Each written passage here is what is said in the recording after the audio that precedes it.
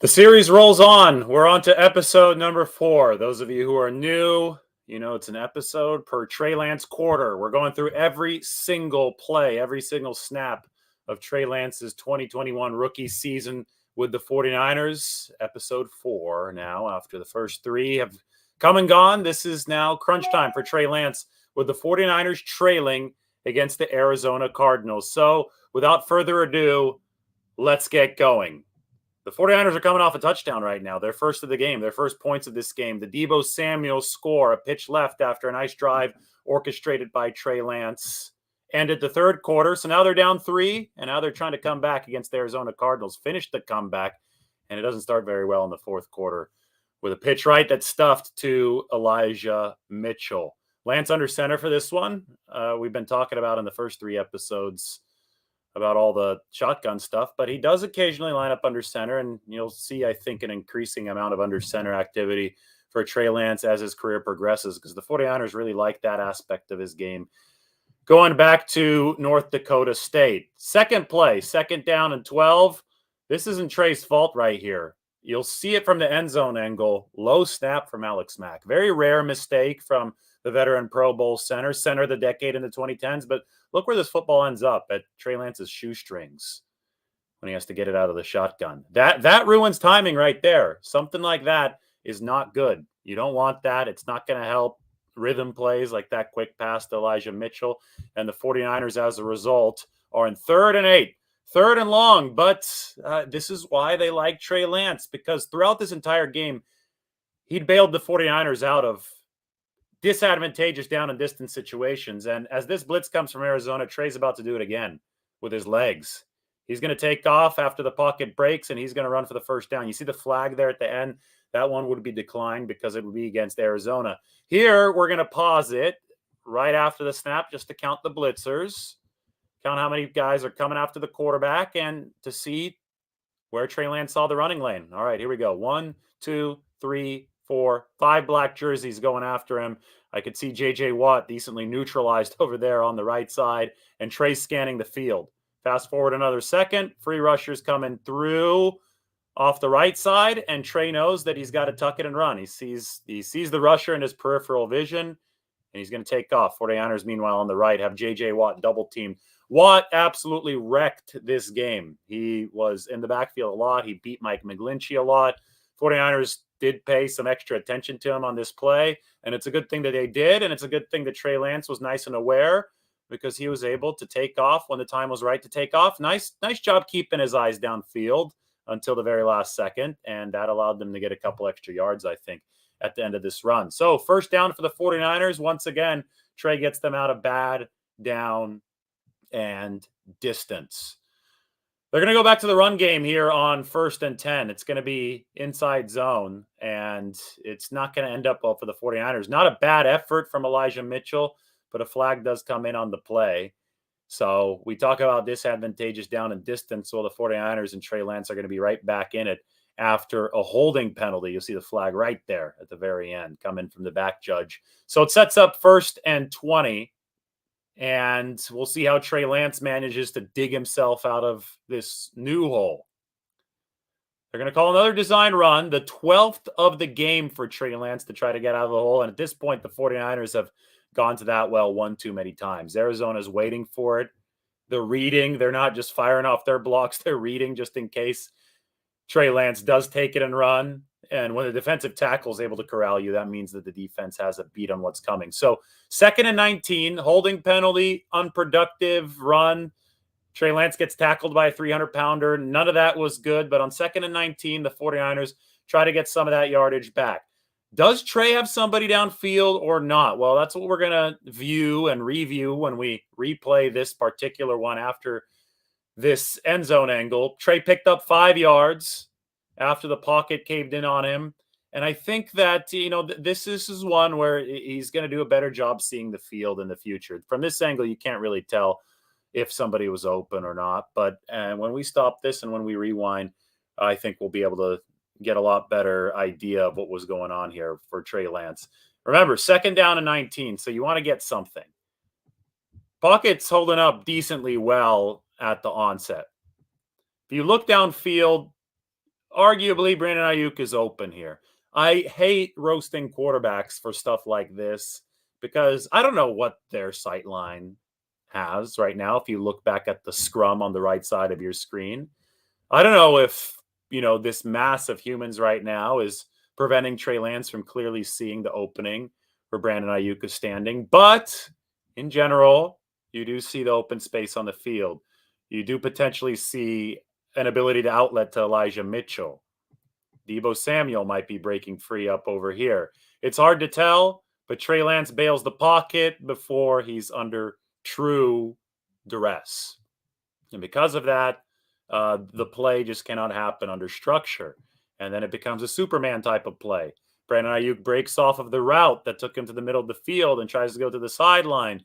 Trey Lance at least observes to see if he can make a throw into that kind of window, but then he decides better of it and runs and takes yet another hit. So this is what we, have to emphasize when we talk about quarterbacks needing to protect themselves and the play caller needing to protect the quarterback. Well, it's the responsibility of both, right? Kyle Shanahan called a lot of runs in this game because he thought the 49ers needed to do that to give themselves a legitimate shot to win. Unfortunately, Trey Lance left the game injured because on one of those many, many hits that he took, he hurt his knee. There is a interconnected cause and effect kind of relationship here. If Kyle Shanahan doesn't believe that Trey Lance is ready to deliver from the pocket, he's going to call more runs. And because of the more runs, Trey Lance is going to be exposed to more hits, and more hits can equal an injury. That's why this is not just something that pertains to Trey Lance. That's why you want any, especially mobile quarterback, to be able to deliver from the pocket in situations like the one that we just saw, so that he doesn't expose his body to another unnecessary hit, so that he can maneuver around in the pocket, the pocket itself, and find a receiver like Brandon Ayuk within structure, and so that the offense can keep on churning. So there's an alternate parallel universe in which Trey Lance gains 20 yards on that play running the football, but Kyle Shanahan probably isn't happy because Lance didn't deliver within the structure of the play. That was the big conundrum with Steve Young.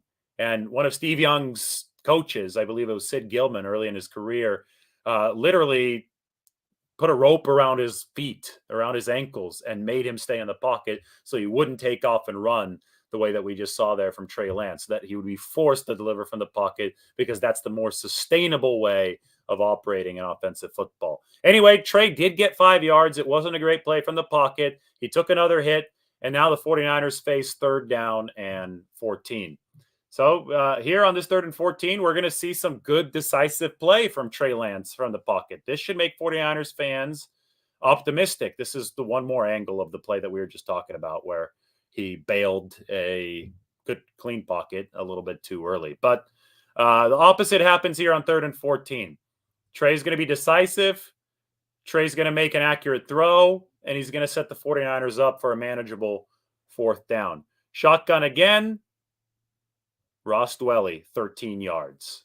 Now, this is one that took some velocity to get to the target successfully. I'm going to pause this one right at the point of release for Trey Lance, just so you have an idea of where this ball had to be located. There's Dwelly. He's at the bottom of your screen. Linebacker coming here through the middle of the screen, and Lance had to squeeze it there, and it barely gets past an outstretched arm. Hits Dwelly on the correct side. So that one wasn't batted away, and I thought it was a good job by Trey Lance to find what was there, what was essentially given to the 49ers, but not easily. And that sets up 4th down, where Kyle Juszczyk plays quarterback. Fun fact, Kyle Juszczyk, as a JV quarterback in high school, he's a freshman on the JV team. He drew up a play on the dirt to win the game for Cloverleaf High School, south of Cleveland. And here he gets to realize that dream again and play quarterback, just for a quarterback sneak that picks up 1st down on 4th down. So another set of downs. Juszczyk, not a quarterback anymore. We have Trey Lance back in there. This play is going to be a bat down, and there'll be a lot of debate about, whose fault this is. It doesn't look like anybody's particularly open, even when you look at this play from the end zone angle. I'm going to pause it here to watch the actual bat down. But even when you look at it from the end zone angle, you wonder where Lance exactly was throwing to. But here comes the throw, and it's batted down by 98, who's able to get some impressive air for a big guy. I mean, we could talk about Lance's release all day. He's got to tighten it up. That's obvious. Nothing probably in his career is going to be as quick as Jimmy Garoppolo's release because that was Jimmy's strength. Just like Jimmy won't ever be as fast as or big as Trey Lance. Well, Trey's release is going to be more elongated. And in this case, 98 was able to get a beat on it, and he was able to knock the ball away. That does lead me to this part of the video, though, where Brandon Ayuk wasn't open. Anyway, so that play came and went. 49ers didn't get much from it. A lot of times when something goes wrong, the 49ers in this game went to a designed run on the very next play. So now we're on like design run, I'm at number 13 for Trey Lance, and this one was good. And this was a cool play design. This got the 49ers into a manageable third down. Speaking of the play design, I mean, we're just talking about Kyle Juszczyk and his versatility. He's not playing quarterback anymore. I'm going to pause it right now because Kyle Juszczyk is coming in motion at the snap. He's coming in motion from right to left. He's going to come in motion right into a nice block where he takes out a DB for Trey Lance. Perfect timing from the 49ers. Well executed. That's why it takes a while for a rookie to really become accustomed to this offense because it's not easy to execute plays like that timing-wise. But Juszczyk delivered the block. Lance delivered some nifty moves. And it's 3rd down and 4. Now, this is one of Trey Lance's worst plays of the game. He has a slant to Brandon Ayuk. This should be a 1st down, and he just completely airmails him. It's a throw that Jimmy Garoppolo obviously makes in his sleep. Garoppolo and that slant, that's generally money for the 49ers. And it just goes to show you that the short game is really important. The bread and butter to move the chains is extremely important. And here Lance just sails it. Maybe he's got to get his lower body more set under the throw. Maybe the release point isn't good, but that one just didn't work out. And it was a critical play because it was 3rd and 4, and now the 49ers are going for it on 4th and 4. And on 4th and 4, Lance is batted down at the line of scrimmage once again. Was a slow, elongated release to blame? Possibly. We'll slow it down once more to see exactly what happened right at the point of release. There it is. So guess who it is? It's J.J. Watt, 99, striking again. So, yes, you saw a couple bat downs on this drive. It does seem like the Cardinals, as the 49ers had to start passing more late in this game, did get a real feel for when Trey Lance would be winding up and throwing. And the release does have to be tightened up. And Lance avoids this situation entirely if he's able to deliver an accurate pass to Brandon Ayuk on that 3rd and 4. But he didn't. He airmailed Ayuk, and that just shows you how damaging a misexecution of the short game can be. So 49ers turned it over on downs. They're down 10-7 at this time. And Arizona turned around and scored a touchdown. So it's now 17-7 when the 49ers get the ball back with 5 minutes and change to play. This is going to be their final drive of the game. So let's see what Trey Lance can do. Well, coming off a couple of his bad plays, Trey Lance delivers one of his most impressive of the season. Look at him roll out. Look at him fire one to Deebo Samuel. And the 49ers are right back into Arizona territory. Now, this is everything that people like about Trey Lance, the prodigious physical skill set on display, the awareness, the smarts. There's the fake. Here comes the collapsing pocket. Here's Trey Lance sensing it. There's just a flick of his wrist and the throw to Deebo Samuel for the 1st down. That's worth going back on and replaying. Again, look at how easy this throw comes for Trey Lance. He's not winding up. He's not having to heave it. He's just calmly leaving the pocket, flicking his wrist, and that ball gets to Deebo Samuel with some velocity. Folks, you should be excited about Trey Lance because he has a lot going for him, and this is his first career start. There's even more good coming. It's going to roll in on consecutive plays here. This is not an easy throw. This is far side hash across the field. Out pattern sets up Mohamed Sanu for Yak. 1st down for the 49ers. Maybe we'll appreciate it more from this angle. Once again, notice the hash mark that Trey Lance is on. Also remember, football fields are 53 1/3 yards wide. So this throw, I mean, that travels some distance on a rope. And you can see from that angle that you have to put it in the right spot for Mohamed Sanu to be able to turn the corner for a 1st down. After that, the 49ers went to the run game. They felt that they had Arizona thinned out a little bit with a couple nice passes for Lance. So they go read option, and Trey Sermon gets it. Good job by Trey Lance to sell his runs because he's obviously been running himself throughout a lot of this game. So when you sell it well, as we'll pause right here, then Trey Sermon, even though he's a slower back, will have some time to get out to the edge. Look at Trey keep that ball in Trey Sermon's breadbasket while maintaining the threat of the QB run. So you'll see Chandler Jones on the left side of your screen. Chandler Jones is not sure he's going to get it. Chandler Jones is still weighing this out. And the longer that Trey Lance can make Chandler Jones weigh out the process, the more time Trey Sermon is going to have to bolt to the outside. Now, J.J. Watt figured it out, but Sermon was a little too quick for J.J. Watt. And Chandler Jones, 55, is not in good position. And that means that Trey Sermon is going to get around him. So we're up to a good 3-play sequence now for Trey Lance. And that was a good 1-play sequence for Trey Sermon. All right, this is where the 49ers start to stall. They're inside the 30-yard line. They're down 10. There was 2 minutes and change to play. Lance is now working out of the shotgun. He's got Deebo Samuel in single coverage on the far side. He goes for a home run ball and throws it out of bounds. You want to give Deebo a shot. Deebo doesn't get a shot, even though the coverage was good. You'll get it from another angle. But at this point of the game, you got to give your receivers shots. Just comes down to that. It is single coverage. Let him try to go up and get the football. And this just doesn't do it. Just not on target. 49ers need Trey to be more accurate. Moving on to play 17 of the fourth quarter. There's going to be a free rusher coming here. It's going to be Isaiah Simmons, and he's going to blow Trey Lance up, and that play doesn't have a chance. And it doesn't have a chance because Trey Lance isn't looking to the only open read of the play, who should be his hot read on the play, Ross Dwelly on the near side.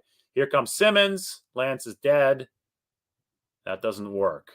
Well, I'm going to rewind a little bit to illustrate what Trey Lance should have done as far as pre-snap diagnosis and knowing who to go to in case that kind of blitz does roar off the edge in the form of Isaiah Simmons, the first-round pick out of Clemson.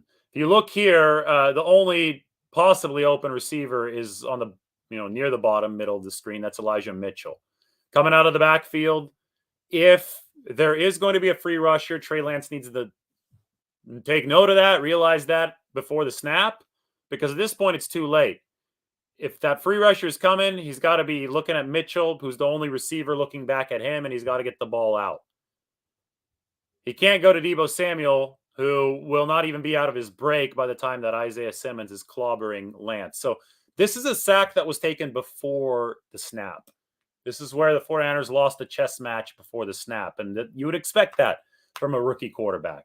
He's going to get lit up. He's never going to look at the open receiver, and the resulting duck to Deebo Samuel had no chance. So that pressure worked. So we moved to third down, and there's going to be more pressure from the Arizona Cardinals. No surprise, right? Lance tries to go to Deebo Samuel. It doesn't work. Well, that was actually that was third down. And the 49ers kicked the field goal. So that was the game. Sorry, I thought there was going to be a fourth down play with pressure. I misremembered from watching this game live back in week 5. But yeah, we got the end zone angle of the free rushing Isaiah Simmons, and that was that. So we'll watch it from the end zone angle with me realizing that this is actually the same play right now. Simmons is going to be on the left side of your screen. Lance isn't ready for it. And it's a dud. 49ers line up for the field goal. Don't see the ball again. That was that. Final score, Arizona 17, 49ers 10. That was Trey Lance's first career start. Obviously, in crunch time, it was a mixed bag, but he did a number of things well, even in that fourth quarter. Physically, you could see that there's a lot to work with here. But to me, it was quarters 1 through 3 that were especially impressive for Trey Lance. I mean, he ended all of those quarters on a high note. He made plays to dig the 49ers out of holes. To me, the overarching view of Trey Lance's first career start against Arizona was the 49ers didn't help him very much. Huge drops early on by Mohamed Sanu and Deebo Samuel. Massive missed blocks. I mean, J.J. Watt was terrorizing the backfield. And I don't think a game plan that really was conducive to Trey Lance protecting himself, with him running, close to 20 times, 16 times officially, plus all the times that were called back by penalty. It was tough, and Trey Lance got hurt. But he still made some fantastic plays to dig the 49ers out of poor situation caused by the O-line, caused by drops. I mean, how many holds were there in that third quarter? McGlinchey, holding. Lance dug the 49ers out of that mess, directed a touchdown drive. And I mean, he's running around without his helmet on. He was playing with real heart. So I was impressed after Trey Lance's first career start, and I can't wait to continue this series. I can't wait to get into the Texans start because that one is going to be coming 3 months later, a full 12 weeks after what we just saw. And I guarantee you when we come out with episode 5, which will be very soon, so subscribe to this channel, you're going to, be like, wow, Trey Lance has just made some serious strides since week 5. It didn't start out too well against the Texans. It was a little jittery early on. He missed a few throws early on. But boy, did the down the stretch version of Trey Lance in week 17 against Houston, did that look different than what we just saw in week 5 against Arizona in a good way? Because we saw a lot of good things in week 5 against Arizona, but we didn't see the full package quite yet. The 49ers only managed 10 points. They scored more against Houston. And the future definitely, I think, is looking rosy for Trey Lance. Anyway, subscribe to the channel. Thank you for watching. Hope you enjoyed the breakdown. And there are more coming. We're only halfway through the series. Episode 5 coming up next. So hit that subscribe button. We'll talk to you soon as we continue our off-season deep dive into Trey Lance's play.